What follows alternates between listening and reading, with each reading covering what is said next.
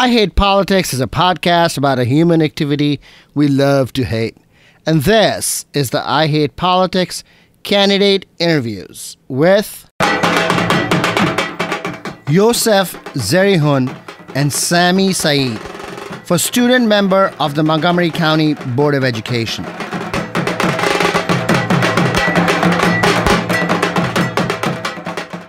I'm Sunil Dasgupta, host of I Hate Politics. If you're new to the show, I Hate Politics is a podcast about our neighborhoods, workplaces, schools, and streets, and our local governments as they function in diverse, democratic, and sometimes divided societies. As part of the show, we have conversations with local, state, and sometimes federal candidates, rather than ask how they stand on a multitude of issues. These conversations go in depth on a few issues. For this week's interviews, my guests are not the usual political candidates for whom you can vote for, but two high school juniors running to be the student member of the Montgomery County Board of Education for 2023-2024. The SMOB, as the position is known, is one of the 8 members of the county school board and selected by secondary students in the county. That is, all MCPS students in 6th grade and up get to vote. The last several years have seen a string of very strong SMOBs who have pushed hard on equity, mental health, and other matters students see as important. Not all school boards around the country or even in Maryland have student members, and even when they have them, they may not have voting authority. In Montgomery County, they're almost co-equal with other regularly elected school board members, except they cannot vote on personnel matters. The SMOB election is on April 20th. Please be sure to share this episode with any MCPS secondary students you know. Music for this episode comes from 2 short piano compositions from my friend, collaborator, and Kensington resident, Adam Barbaro. Adam, who is not a professional musician, is debuting both pieces called Rhododendron Tunnel No. 1 and Question Answered in the show.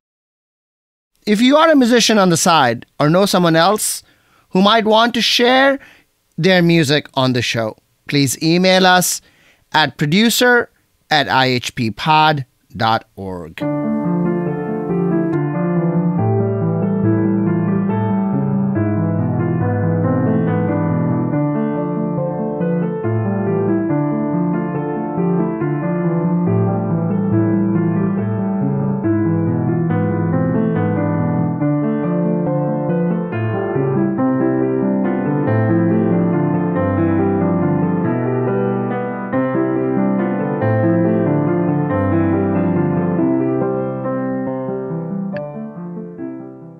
Yoseph, Zerihun, welcome to I Hate Politics. Thank you for having me. Really, really appreciate it. When did you first think about running for the SMOB? So I had first heard about SMOB, student member of the board, when I was in 6th grade. I was a delegate with my middle school SGA, and I was very, very new to the progress. It was at the nomination convention, which had just happened. Is where the teams of candidates get to narrow down to the final 2. And I was really just seeing these people advocating for policy and really get passionate about their schools. And I wanted to see myself up there. I was thinking, this is something that I could do. This is something that, I could see because I thought I had a unique perspective, unique voice. And so it really started from there. And my journey was just thinking about that. I was always looking for issues in Montgomery County. But when I got to high school, I started getting discouraged, one thing I felt was that I wasn't part of this establishment of MCR and MCJC, which was the middle school version. And, I feel like I was out of the loop. So I stepped back and I'm like, this isn't for me. I'm just going to, focus on advocate for people at my own level and see what I can do, advance in my career, learn as much as I can, and be an advocate when I'm older. But then when I got into my junior year, I was speaking to people at my school, Springbrook, and people were just like, "We need Springbrook representation. We need representation for students in the area because uh, my fellow students. I mean, we feel like we're not getting the proper representation as some kids in other areas. So, um, really, what brought me back was representing people that I attend school with every day. That people that don't feel like have a voice. I want to give that voice to make sure and ensure that everybody in the county has a voice. What, in your view, are the key issues faced by MCPS students today? The, the toughest issue being faced by MCPS students is this opioid epidemic. The ongoing, the new, it's relatively new towards Montgomery County, but really it's been going on in the country for a while. However, the fact that it's entered the county public school system in the way that it has been, incredibly tragic. Students are losing their lives due to overdoses of opioids, and many are, putting their lives at risk due to these overdoses. Um, we keep on sending our thoughts and prayers to every student that overdoses. However, this is happening way too often. And one way that I plan on addressing this issue is the first thing that I plan on doing as student member of the board is initiating a task force of experts. And in doing this, I want to investigate new solutions to addressing this opioid epidemic. I was speaking with a teacher, a little while back, and she mentioned to me that drug counselors were, I think, at her high school that they got rid of. And potentially investigating bringing these drug counselors back or using Narcan to help with fentanyl overdoses. This way, we can combat overdoses and help save lives and make it more readily available at schools and equip teachers and help teachers understand how to use it. It's solutions like these that I really want to investigate and find more of. That way, we can help address this issue because the system that we have right now of saying don't do drugs clearly isn't working. Do you think the fentanyl crisis is widespread among MCPS students? Do you see a lot of your friends and others who are taking opioids? It is my understanding is that while it is quite a problem, Mm-hmm. right, it is still a minority of students that are involved. I agree with you there. It is a minority of students. I personally have never seen it. And I've been very lucky just to never witness an overdose. And I want to make sure that I'm prepared if I witness that. But when it comes to, dangerous drugs and fentanyl and everything, it doesn't take a majority. It takes the minority. So that it should still be addressed. Teachers are already overstretched. Yeah. How are we asking them now that you also develop Narcan administration skills? And, I think it's a lot to ask. I mean, it's a good case to ask them to do it. Yes. But also equally, there has to be some kind of balance that has to be struck. Have you thought about that? I have. I 100% agree. Teachers are way overstressed, way overstretched. And, Narcan aside, it really hurts our education system as well. I think we're still suffering from some teacher shortage, and a lot of teachers are leaving for certain reasons. I think, many teachers complain. The county, school systems aren't treating teachers to the high standard that they deserve. And I think that goes with, higher, better competitive wages in any way, shape, or form that we can. Do you mean competitive alongside other jurisdictions such as DCPS or Prince George's County or Fairfax? Is that, how much teachers get paid there? Or do you mean competitive vis-a-vis other professions? Other professions. I think one thing that, the county is, I think we're on the higher end. I think we treat our teachers relatively better than a lot of school systems. However, I mean, you hear a lot of, great, brilliant young kids, go to different professions, but we need some students to come back to teaching. I personally, I don't think it's my calling, to be 100% honest. I feel like I'm, involved. That's not my thing, but, we need teachers. Teachers really are the future of our country. They determine and shape the future of our country. And I think once we start offering more competitive wages when compared to other professions, we can bring teachers back in, and we can have, more teachers, better qualified teachers, and ultimately a better school system. Do any of your friends want to be teachers? Not a single friend that I know. Is it money? It is money. I've spoken to people. I mean, yeah, I mean, I've spoken to people. People are just like, yeah, I would be a teacher, but they don't get paid enough. So I'm going to be this or that, you know? And it's really just What about do that. they want to do that pays more than teaching? Can you tell me? I have a friend, I mean, you know, wanted to be a teacher, now is set on being like an engineer, another scientist. I mean, these more lucrative jobs that we hear about. And it's hard to compete with those, but I think if teaching gets to a higher standard, we can put up some fight. What else do you prioritize? One thing I do also want to prioritize is APIB class, offering more APIB classes um, among schools, and also CTE courses and different career pathways as well. So there are many, many in the county. However, you know, some schools have a lot, some schools have a little bit. Give me an example. I was speaking to a student at Magruder High School and said that they offer, you know, a few APs, and he liked that. They had one, um, it was an aviation pathway. Um, and that was really it there. And then he asked me, said that he wanted an AP geography class, human geography, or I'm sorry, AP economics. I don't remember the course specifically. However, I mean, he was asking me, and obviously I can't choose it for that specific school, but um, that compared to my school, Springbrook, I feel very lucky. We offer AP courses, we offer IB, and then we also offer a tech pathway project, AOIT, Academy of Information Technology, an engineering pathway, a law pathway, a hospitality management pathway. These are a lot of different programs. And, you know, not every school has access to the vast programs that I've seen at my school. And I want to ensure that everybody has the opportunity to succeed and find something that they're passionate about. Hmm.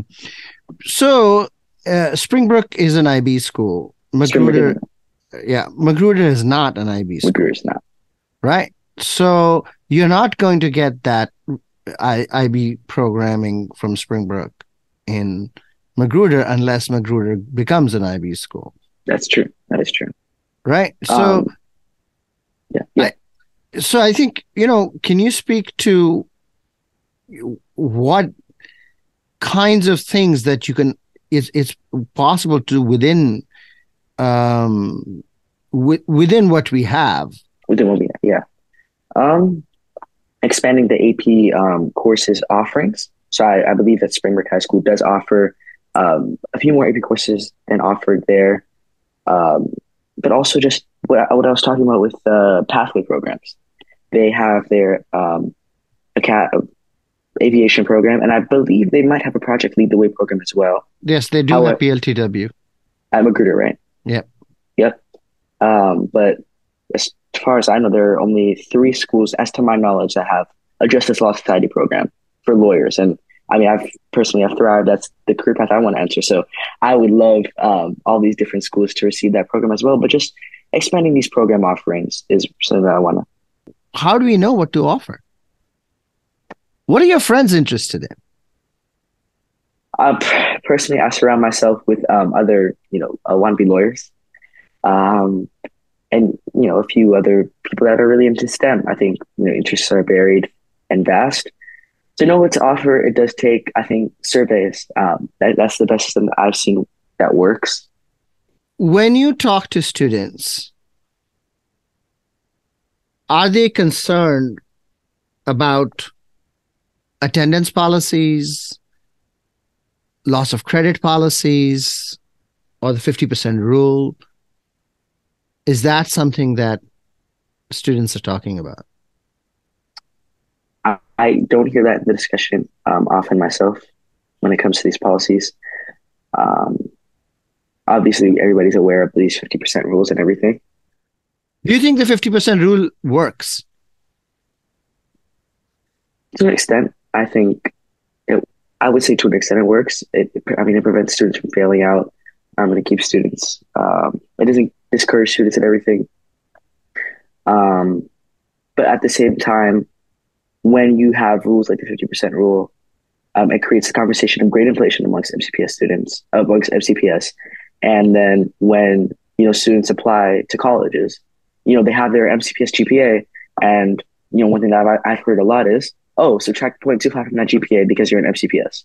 It brings up these discussions. So you got to weigh the pros and cons of that. Personally, I'm not too well versed when it comes to the benefits and the cons of the 50% rule, but I've seen both sides of the 50% rule. Right. What is the attendance policies that you have seen in your classrooms? So at my school, it's been kind of, I feel like a lot of students skip class, a lot of students miss class, at least in my classrooms, and nothing is done too often. There are at times, in school suspensions that are or in school detentions. I'm sorry, that are being held. But even then, not many students attend those, and I don't see it too often based off of the vast amount of students that skip class, especially with tardiness in the mornings. My English teacher, I have English first period, gets very upset, starts class like 10 minutes late because you can't start class with 4 students out of 20 students. Right. So what can you do? What can be done? So spring work, one thing is, and our principals, this is more of a school issue that I see, is it's very, very narrow. So like the driveway into the school, and it's long and it's in the middle of a neighborhood. So it's traffic is very congested. So if you're not there 20 minutes before the school day starts, you're probably going to be caught in that traffic, and it's going to be tough for you getting it on time. When you look at it from a countywide perspective, you have to explore solutions like pushing up school times. I do remember in the past, school was earlier than it was. When I was in elementary school, schools had started earlier. They're like, high school students, they need sleep. Middle school students, they need sleep. So everybody got pushed up. And re-exploring options like these, and just re-looking at them. And it takes research, it takes investigations, but revisiting these options. Are you interested in reinstituting consequences like loss of credit? So if you're like tardy for 50, you have 15 tardies, you lose that credit. Or if you have X number of unexcused absences, that you lose that credit. Is that a viable solution?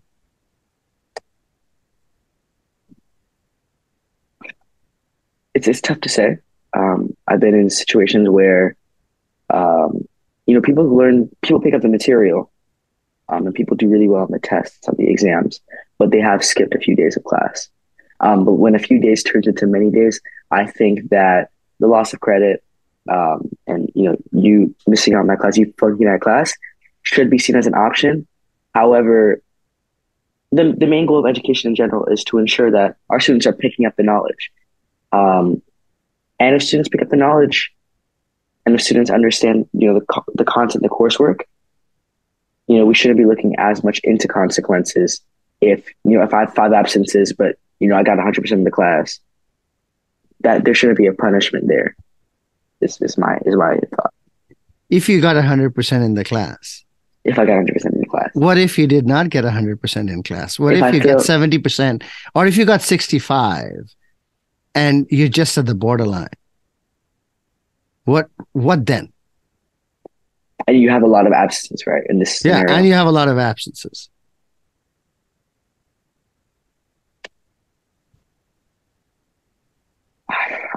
That's tough. I think you just made it over that borderline. I'm sure especially at the end of the quarter, you probably scrambled, put in the work. But I think it's something that I would personally love to look into more often. I think case by case scenario is what I'm thinking of right now.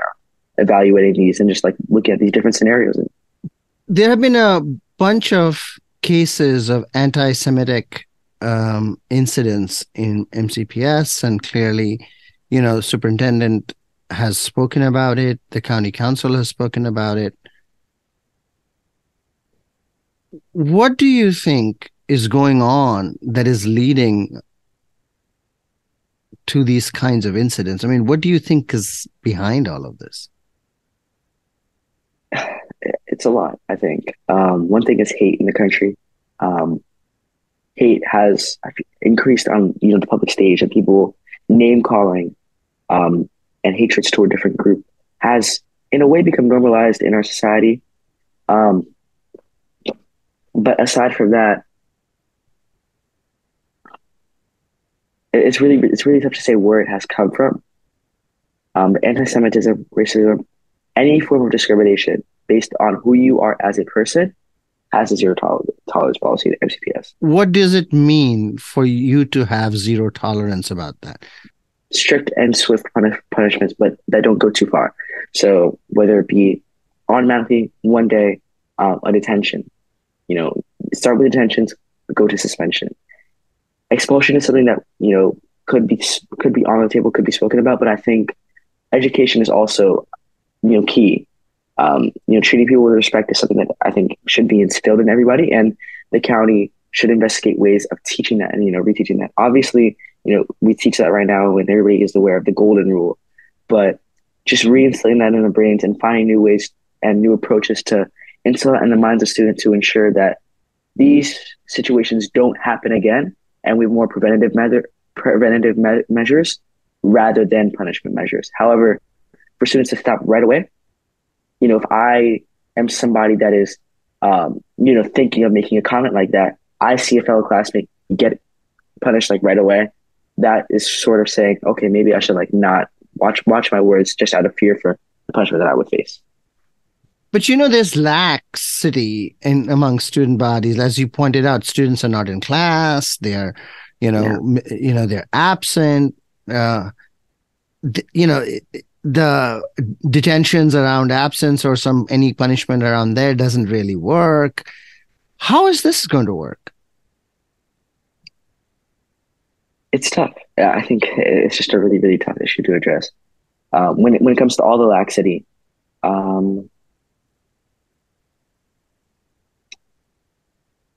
just peer pressure, positive peer pressure is something that I've always been a fan of. So you attend class all the time, right? You're not the person. You're not a person that doesn't attend class, right?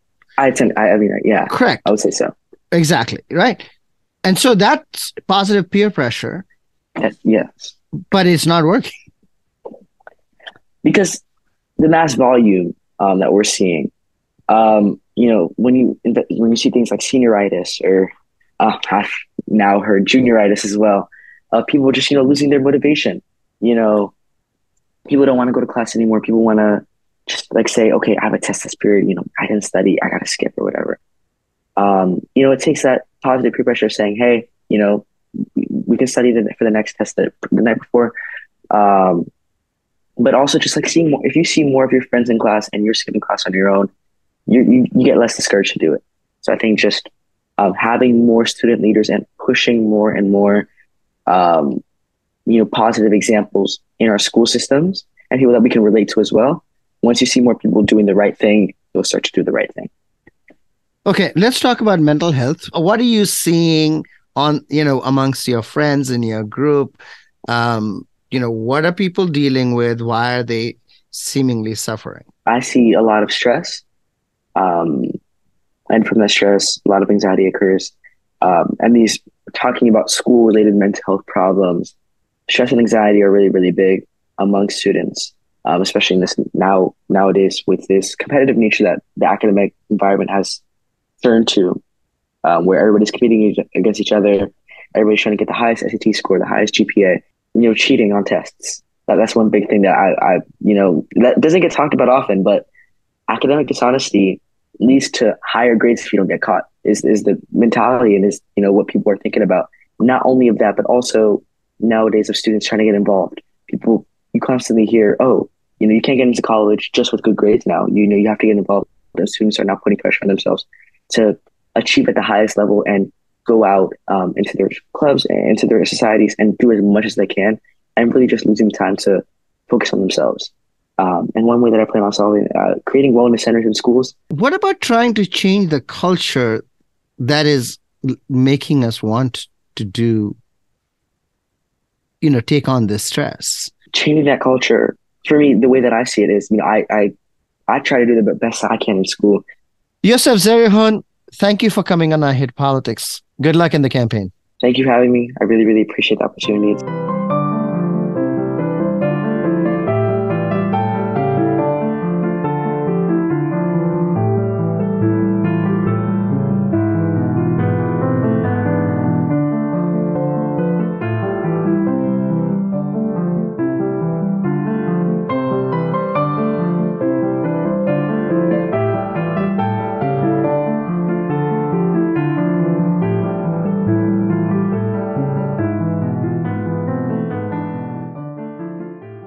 That was Springbrook High School Junior Yoseph Zerihun.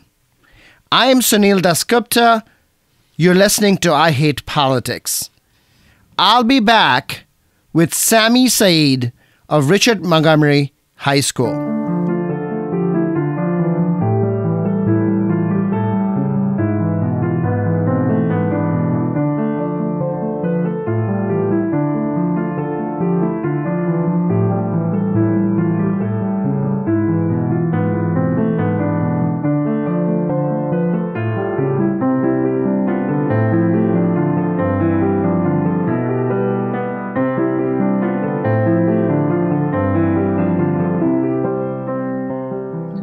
Sami Saeed, welcome to I Hate Politics. Hello, how are you doing today? Good, thank you. You are running to be the student member of the Montgomery County Board of Education in 23-24. What do you think are the issues important in the SMOB race? So I think every year you're going to see a number of issues that every candidate is going to push for. And I think that, last year you saw some things like COVID were definitely big on there. And I think one issue that tends to prevail every single year is mental health. So the thing with mental health is it is a problem that has been getting worse every single year, especially with the pandemic and students being isolated. You'll see that the mental health of students across the country, and MCPS has definitely gotten worse. Yet the resources that we have as students to deal with those problems have not scaled up at the same rate that the mental health has been, the quality of that has been decreasing. And so I think mental health is definitely going to be up there. I think that there needs to be more counselors, school psychologists, and social workers, though MCPS stresses that there's, a lack of people to actually pull from, or lack of people to hire in the county. And so that's the barrier there. But then the policy that I pushed because of this is not necessarily just to get more, but to utilize them. So every high school has a school psychologist. And I've asked, and I've gone to all my school visits, and I've asked one question. And I told this to the Board of Education, one of my testimonies. And I said, do you know the name of your school psychologist, to students that I was visiting? No one was able to answer the question. If you asked the same students whether they knew who the county executive was, would they know it? Definitely not. And would they know the name of their principal? Yes, I think they would definitely know the name of the principal, especially the middle school students. Would they know the name of the president of the United States? Yes. And yeah, I think that does show a disparity.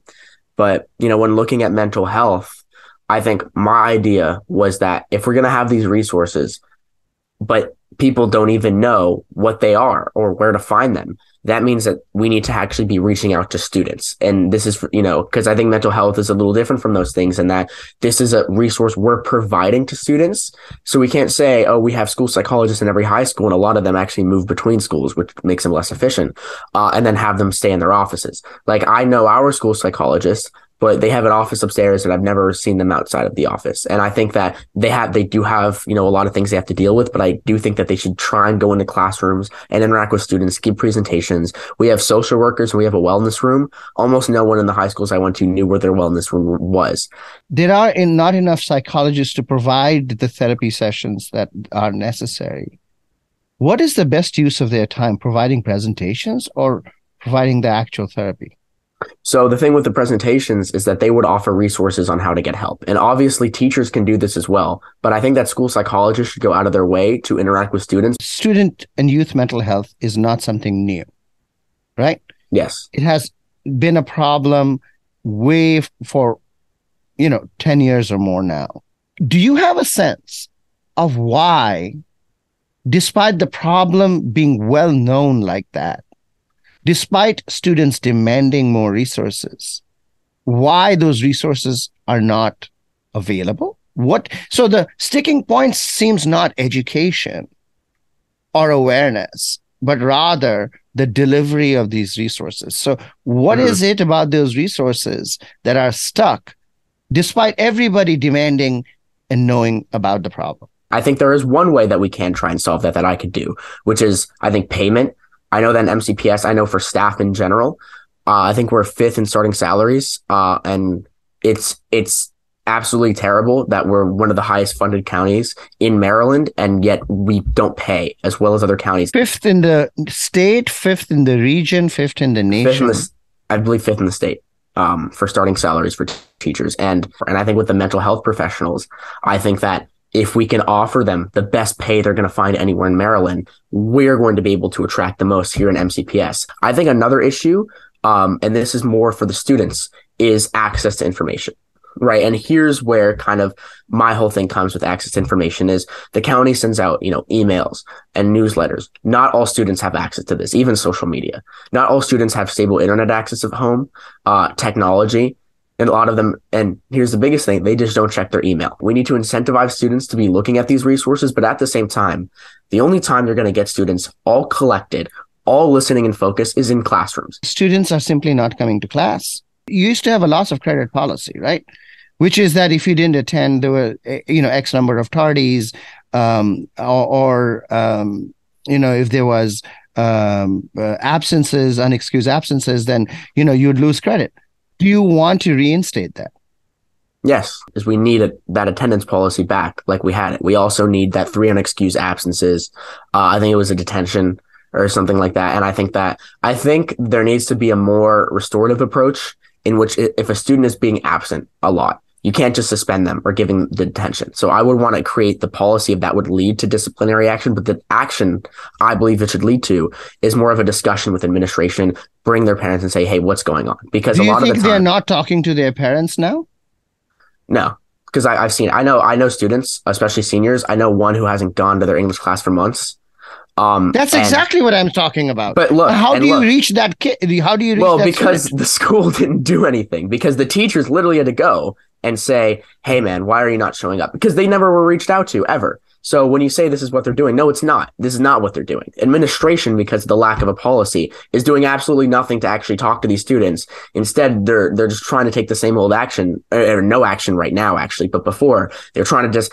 If a student isn't showing up, they're not going to show up to detention. And if they get suspended, they're not showing up already, so nothing happens. So what there has to be is that discussion. And I think there was a discussion between the teacher and that student. And they sat down and they said, hey, man, what's going on? Because, we see you're not. And this wasn't even the English teacher. This was a different class. And they talked to him. And that is the way that you're going to be able to get to the root of the problem with trained professionals. And I think that counselors right now are very overextended.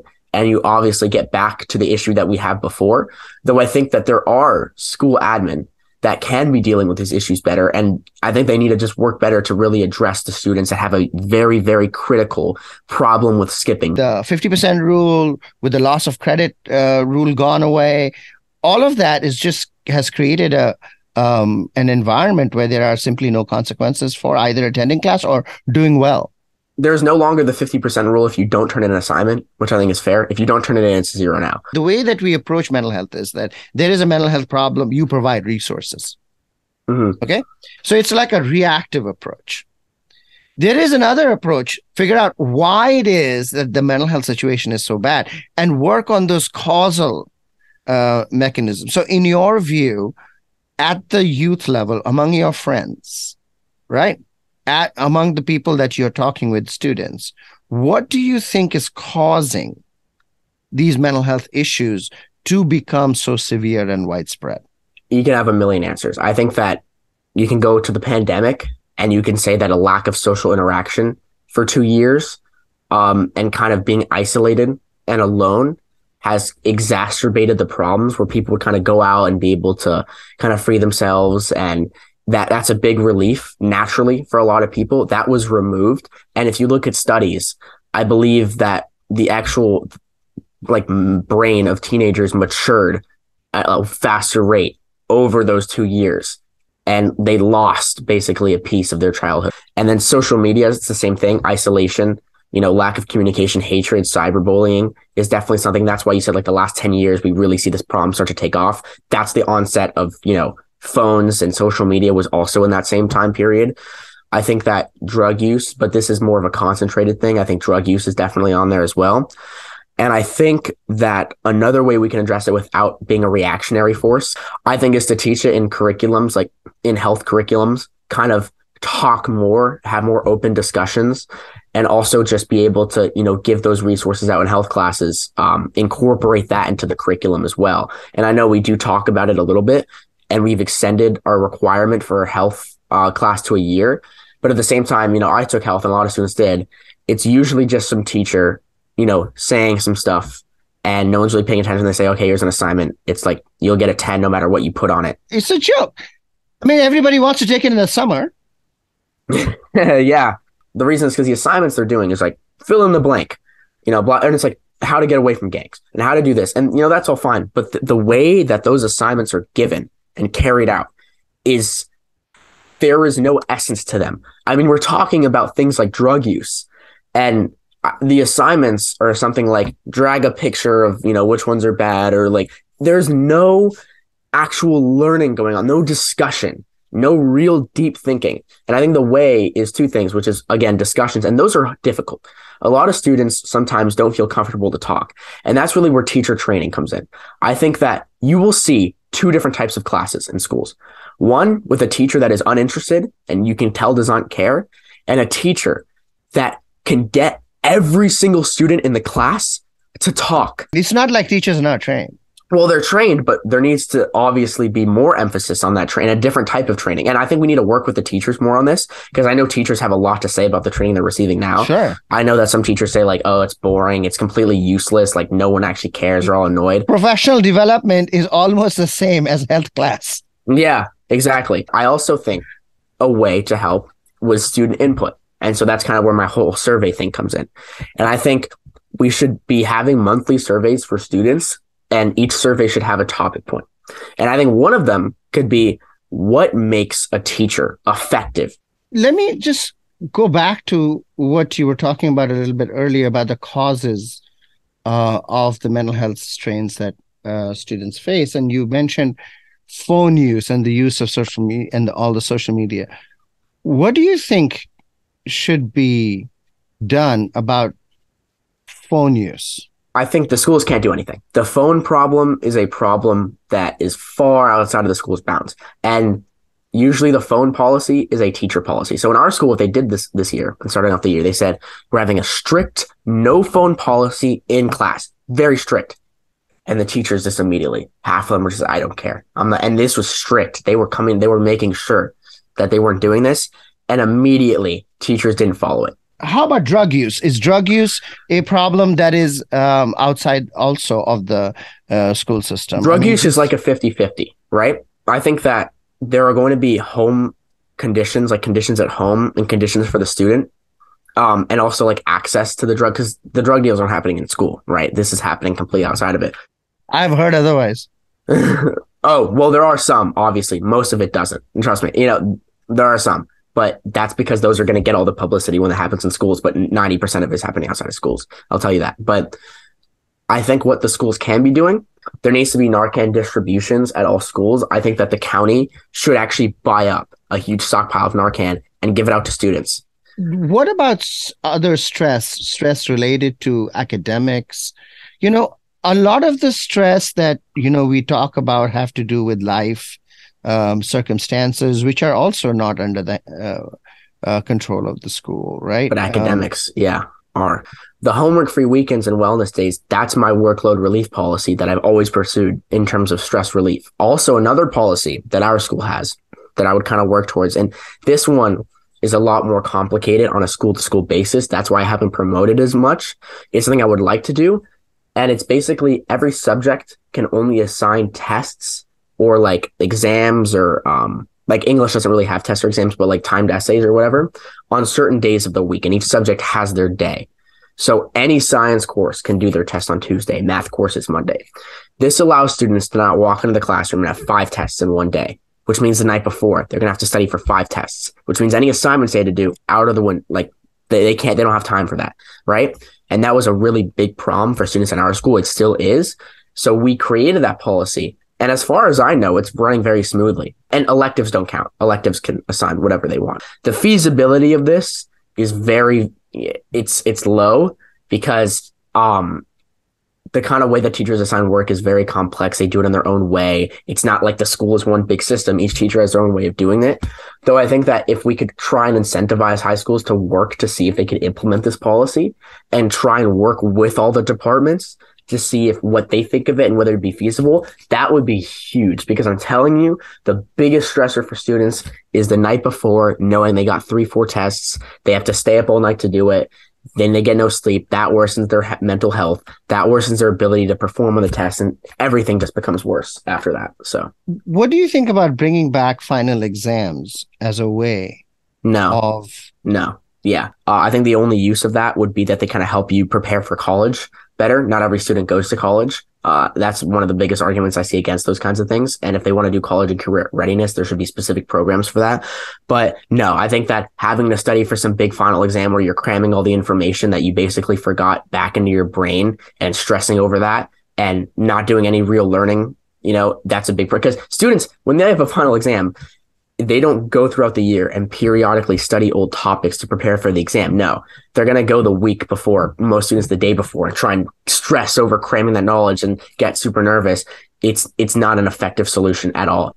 If I could control the curriculum, I would move away from exams, and other than really in math, but exams and things of that in general. Why in math? Why would it be okay in math? Because math, not because it's okay, but because it's so difficult to move away from that in math class. Because with English, you can create project-based, discussion-based assignments. You can do the same thing in history. But in math, I don't like the fact that we have to take math all 4 years in general.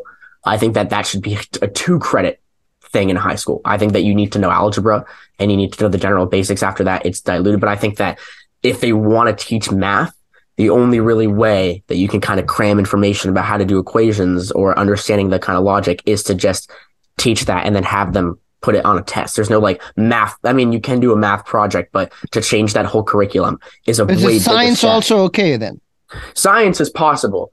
But you should not test in arts and humanities? Is that sort of the breakdown in your head? Around that, I think science is even easier to work with because things like, in biology class, in chemistry, it's not, you can kind of have more leeway with that. I also think it's not necessarily the subject, but also the culture around the subject, like the ways that teachers teach and have been trained to teach is so different. Like in English, you'll find English teachers, they're not like trained to teach in an exam mindset. They're really like, when you have a new English teacher, they're very free and open, more discussion. That's how they're kind of trained. So it's not that I wouldn't want to do it in math, but it's way more difficult and it's unrealistic to try and say, we're going to completely change that type of curriculum. But for history, for social studies, for, the humanities courses, it's a lot easier to make that more project-based, more discussion-based, a lot more of an open curriculum where you're focusing on critical thinking rather than the memorizing information. And I know a big point that I've heard about this that it really stuck with me is in the past, our education system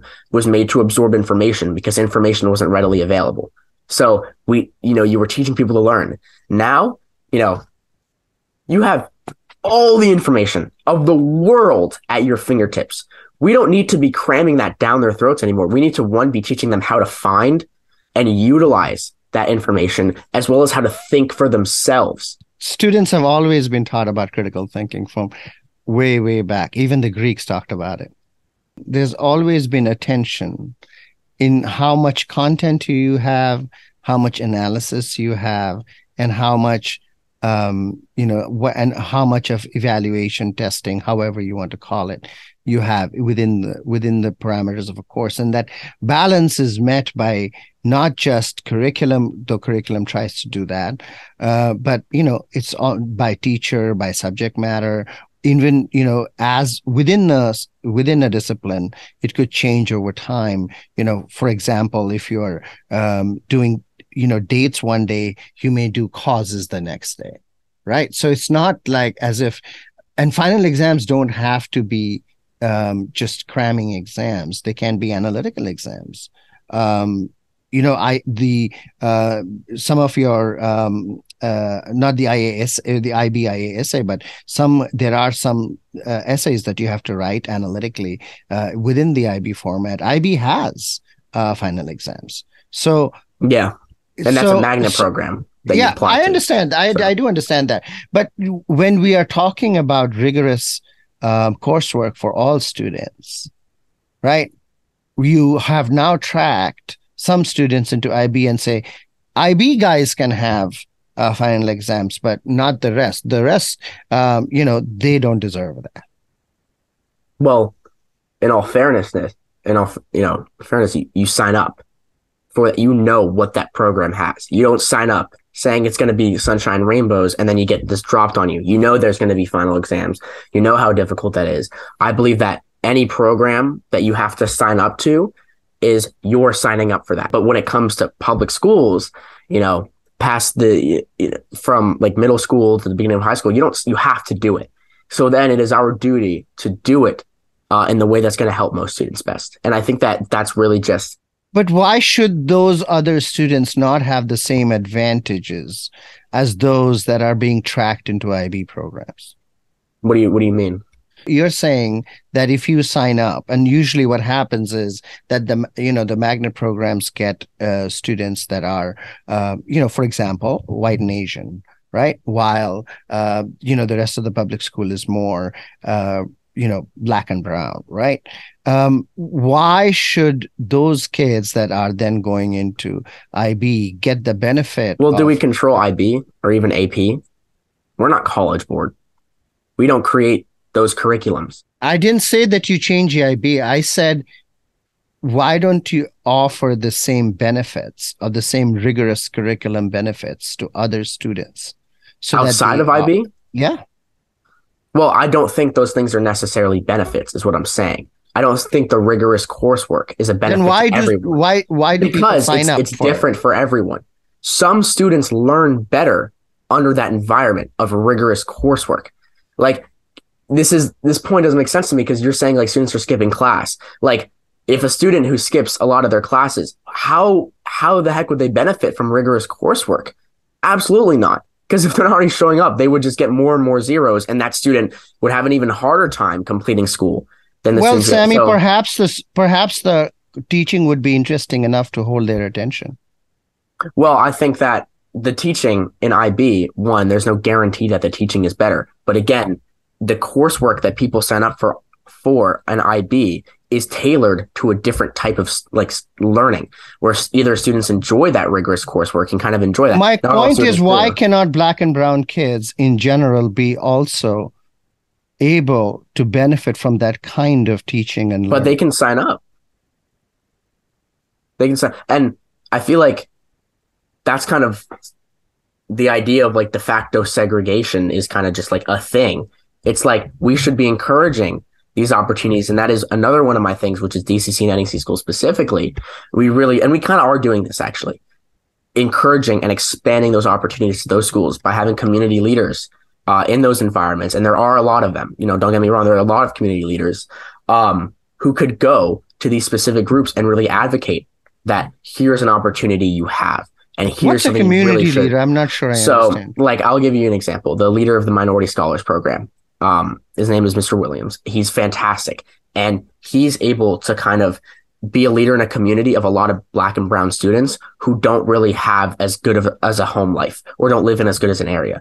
And he's a perfect, guide because there's minority scholars meetings, and you have a lot of students, who are really showing up to those students who may not necessarily be as involved in academics, and they're really listening and they're engaged because that person reaches out to them. And that's just one example.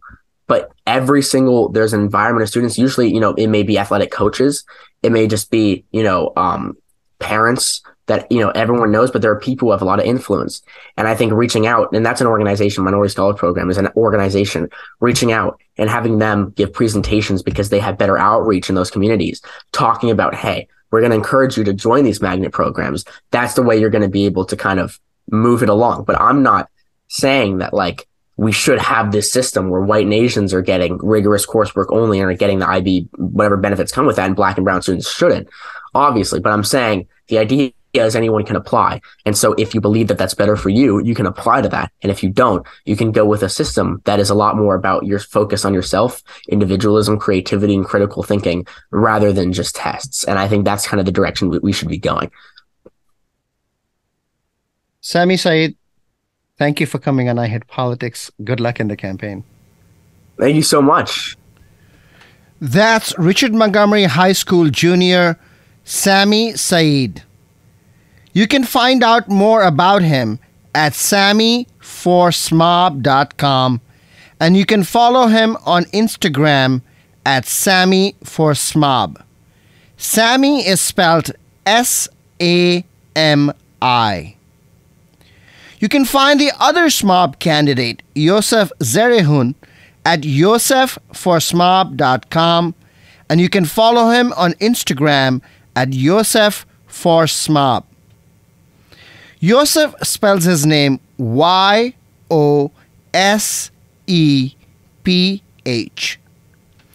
That's all for this episode. If you have secondary school students eligible to vote for the SMOB position, please share the interviews with them. Music for this episode are two debut piano compositions by Kensington resident Adam Barbaro. If you know anyone who wants to submit their music to the show, please email us at producer@ihppod.org. I hope you'll listen, like, and share the show as we bring you stories about politics close to you and to your home. See you next time.